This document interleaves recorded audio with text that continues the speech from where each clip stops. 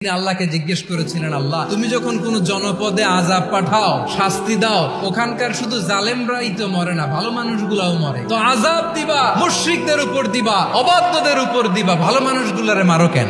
আযাব যখন আসে তখন শুধু জালিমই মরে না, আলেমও মরে। জানেন মুসা আলাইহিস সালামের পায়ে একবার একটা লাল পোকা কামড় দিয়েছে, লাল পিঁপড়া। তো উনি রেগে মেগে পাশি দেখে লাল পিঁপড়ার বাসা, পা দিয়ে ডলে মুছে সবগুলো পিঁপড়া মেরে ফেলছে। এই ঘটনাটা আল্লাহ ঘটিয়েছেন এজন্য মুসা আলাইহিস সালাম ছিলেন কালিমুল্লাহ, সরাসরি আল্লাহর সাথে কথা বলতেন। আল্লাহ বলেন, মুসা তোমার যে কামড় দিছিল পায়ের মধ্যে পিঁপড়া, কয়টা পিঁপড়া? একটা পিঁপড়া, তো সবগুলারে মারলা কেন? রেগে মেগে পুরো পিঁপড়ার বাসা ভেঙে মেসাকার করলা কেন? এই মুসা, আমি যখন অ্যাকশনে যাই, আমি যখন শাস্তি দেই, তখন এত বাস বিচার করা হয় না, বাস বিচার করা যায় না। যখন অ্যাকশনে যাওয়া হয় ওইটা ডাইরেক্ট অ্যাকশন হয়ে যায়। চিল্লায় বলুন ঠিক কি না?